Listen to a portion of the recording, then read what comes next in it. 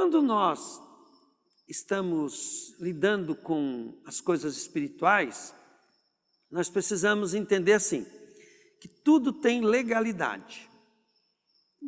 Tudo que acontece recebeu uma legalidade, e essa legalidade ela pode ter sido por causa do estilo de vida. Vou dar um exemplo. Você está gordinho, né? Da onde veio a legalidade da gordura? Você ultrapassou, né, a sua necessidade. Você começou a comer mais do que precisava. Agora, para você perder a gordura, o que você tem que fazer? Você tem que comer menos do que você precisa, para gastar caloria. Então, a legalidade foi o quê? Ela foi dada quando você estava lá, com comida gostosa, né? Você deu legalidade. Quando vem uma enfermidade na nossa vida, também foi dada uma legalidade. Né?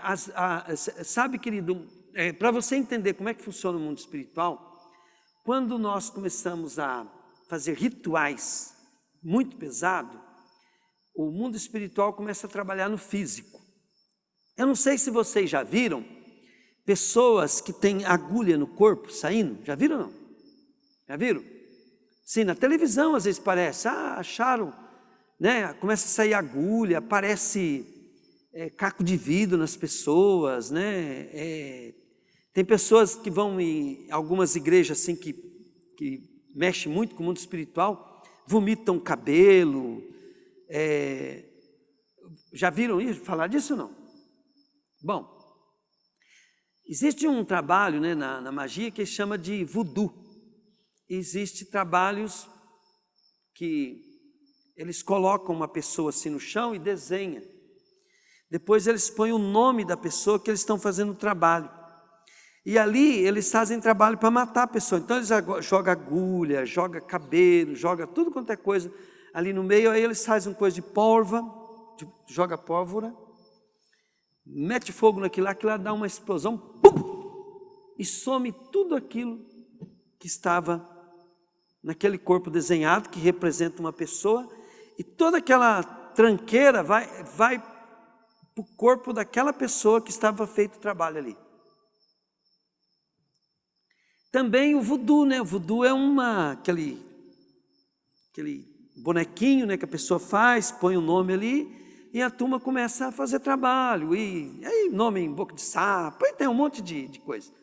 Às vezes os caras fazem esses trabalhos de feitiçaria nas encruzilhadas, às vezes já usaram o teu nome. Esses tempos atrás eu fiquei sabendo que um cara matou um boi para me prejudicar, sacrificou um boi, coitado, perdeu muito dinheiro, né? Então, mas apareceu um rapaz aqui, até lá de Santa Amélia uma vez, né? E ele começou a ter problema, e o diabo ia matar ele. E sabe que o diabo que ele tinha dado para o bicho?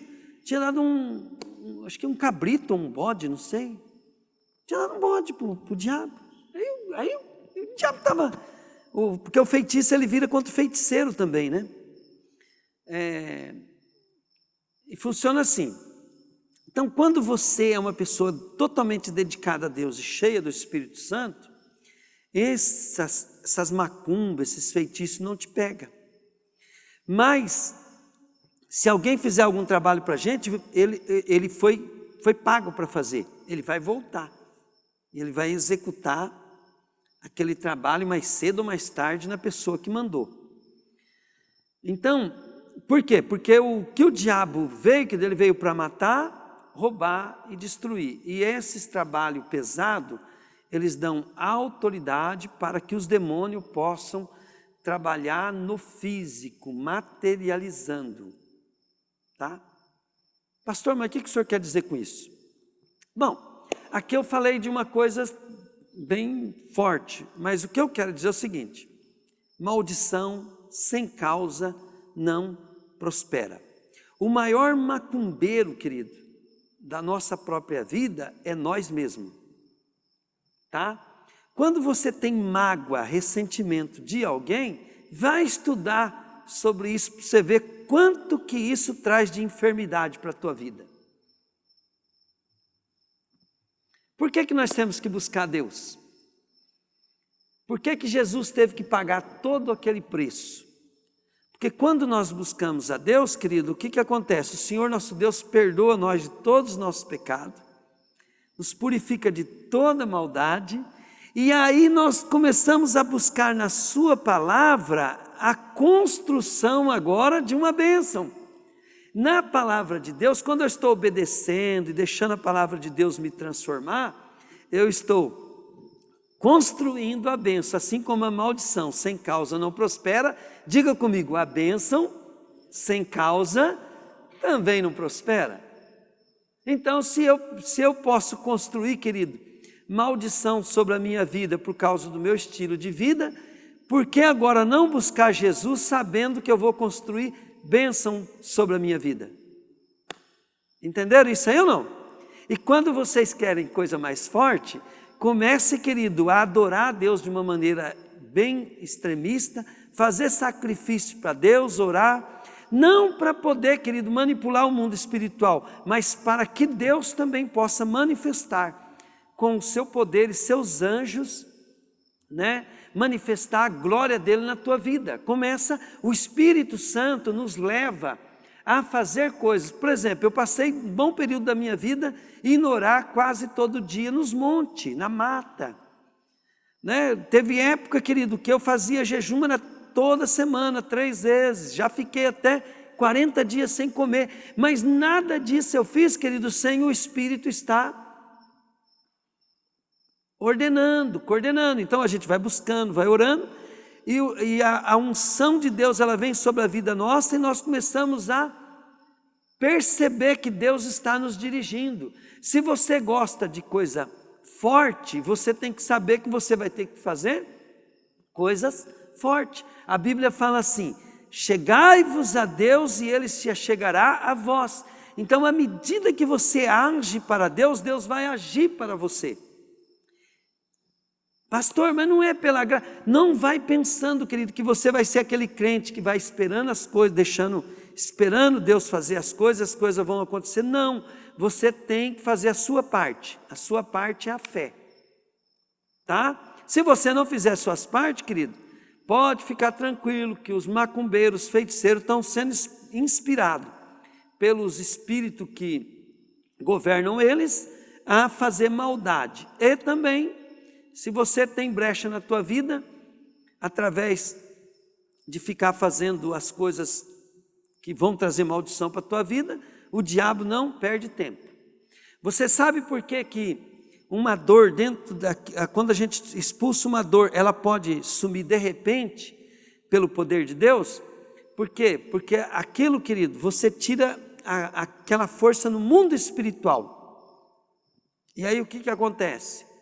Como a unção é forte, a dor desaparece na hora. Mas se não tivesse uma história para aquela unção vir, as pessoas iam ser como aqueles crentes que oram e não acontece nada. Entende? Eu tinha um amigo, ele era aprendiz de feiticeiro, e ele virou crente. E aí, querido, teve uma época da vida dele que ele queria ser um crente normal. Eu falei para ele: cara, se você for crente normal, a hierarquia de seres angelicais que você servia era na feitiçaria, na bruxaria. Agora você vem na igreja, você tem que andar num nível, né, mais alto do que esse, porque senão o diabo vai te retalhar. E ele, querido, nas bobeiras dele, o diabo retalhava ele. Por quê? Porque ele, aonde abundou o pecado, superabunda a graça, mas aonde o cara abundou de fazer coisa para o diabo, ele chega dentro da igreja, ele vai ser um crente normal? Não vai dar certo. Se você servia o diabo no espiritismo, servia lá na feitiçaria, na bruxaria, fazia trabalho, você já fez despacho, né? Sabe o que é despacho? Você vai lá, diz que abaixou o espírito morto lá numa pessoa, e aquele espírito te pediu para você fazer alguma coisa, e você foi e fez. Então você fez um sacrifício para Satanás. Agora Deus pede para você fazer as coisas. Isso não é de Deus, porque Deus não quer isso de mim, né? Só que lá você fez, né? E quem vai determinar que Deus vai destruir a obra do diabo na tua vida? É você. É você que vai determinar. Na hora que o diabo vem cobrar, querido, ele vem cobrar, você vai ter um comportamento que Deus vai falar para ele assim: olha o comportamento dele agora, você não tem mais o que cobrar. Você fala: mas isso não acontece, pastor. Vai ler Bíblia, querido. Olha lá que Satanás foi lá e cobrou Deus até de Jó, e Jó não tinha culpa. Imagina as pessoas que têm culpa. O diabo, ele tem direito legal quando você vive uma vida desobediência. Você tem que aceitar Jesus e acionar sua fé, ter um comportamento em que o diabo não tenha como entrar na tua vida. Eu sempre falo assim para as pessoas: quem não bate, apanha. Eis que vos dou poder para pisar a cabeça da serpente, escorpião e todo o poder do mal, e nada vos causará dano. Se nós formos frouxos, querido, Satanás vai ficar aprontando. E aprende isso, aprende isso. Obedecer a palavra é a maior libertação que existe. A libertação de expulsar demônio, ela é paliativa, os demônios voltam. A libertação de uma cura milagrosa no instante é paliativa, a enfermidade vai voltar. Tá? Vai voltar. Agora, a libertação por aceitar Jesus e obedecer a palavra, a enfermidade vai ter que ir embora, e se ela voltar, a casa estiver ocupada, ela não pode mais voltar. Isso é prática. Você fala: pastor, mas por que você não prega mais a Bíblia assim? Estou pregando a Bíblia, querido. É prática. Jesus, ele falou para o cego, falou assim: vai, não peque mais, para que não aconteça coisa pior. Por quê? Porque aquilo que fez a cegueira nele, querido, iria voltar. E se ele não parasse de pecar e estivesse buscando a Deus, algo pior do que aquela cegueira iria voltar. Então, o que o Senhor quer? O Senhor quer que, primeiro, que você aceite Jesus, tenha comunhão com Ele. Comunhão para quê? Para obedecê-lo. Porque na hora que o diabo quiser voltar, você está cheio do Espírito Santo, cheio da unção, você está obedecendo a Deus. E Deus, querido, Ele vai ter que te abençoar, não porque Ele é obrigado, por favor. Ele vai ter que te abençoar, querido, assim como Ele tinha que deixar o diabo te pegar. Ele vai ter que te abençoar, por quê? Porque é fato, você obedece a Deus, você tem direito, a palavra de Deus se cumpre na sua vida. Porém, aquilo que eu falei na pregação anterior, você tem que buscar conhecer qual o propósito do Senhor Deus na tua vida.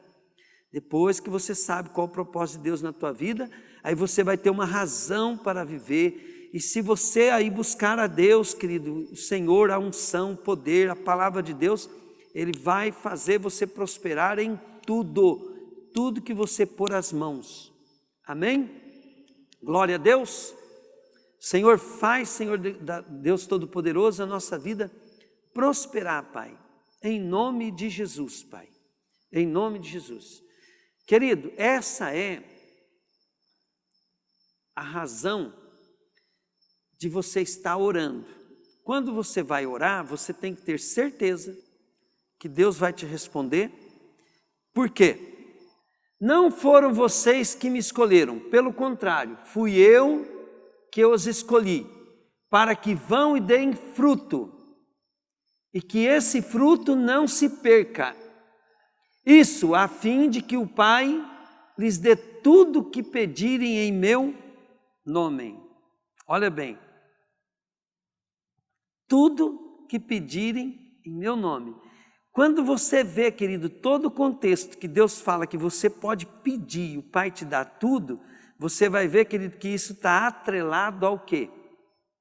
Ao propósito de Deus na tua vida. Diga comigo: a unção, o poder e a bênção estão alinhadas na vontade de Deus para nossas vidas. Então começa assim. Primeiro, Deus quer me salvar. Nunca negocie sua salvação. Depois, Ele quer salvar os outros. Depois, Ele quer que eu seja uma pessoa firme, que evangelize, que ganhe almas. Sabe, amado, quando eu me converti, eu não gostava de faltar no culto, porque eu convidava as pessoas para vir na igreja. Vivia convidando as pessoas para vir na igreja. E eu falava assim, vai que o meu convidado vai justamente no dia que eu não vou. Então, cada um de nós devemos estar convidando as pessoas para vir na igreja, só que nós não podemos faltar no culto, por quê? Porque nós temos que estar de olho nos nossos convidados.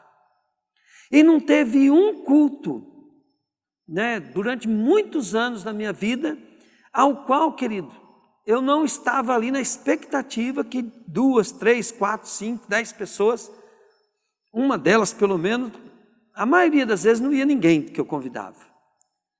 Mas já aconteceu.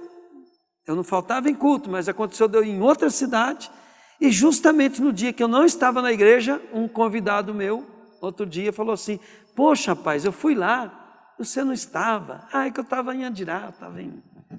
Porque nós fazia a missão na região inteira. O que eu quero dizer? Fique firme. Como é que você vai mandar alguém vir na igreja, sendo que você não vem? Como é que você quer que alguém pegue firme, sendo que você mesmo não pega? Pastor, mas o que eu ganho com isso? Tudo que você pedir em nome do Senhor Jesus, estando de acordo com a vontade de Deus, a Bíblia não fala que você vai receber, ele fala assim, é certo que você receberá. É certo. Amém? Pai, em nome de Jesus, eu quero, Pai querido, que o Senhor abençoe essa pessoa que está nos ouvindo, Deus. Senhor, se essa pessoa precisa de uma cura, que o Teu poder agora repouse sobre ela, Deus. Eu ordeno que o anjo do Senhor, Pai, vá lá agora e possa, Deus, dar uma experiência para essa pessoa. Em nome de Jesus, Pai. Amém. Glória a Deus.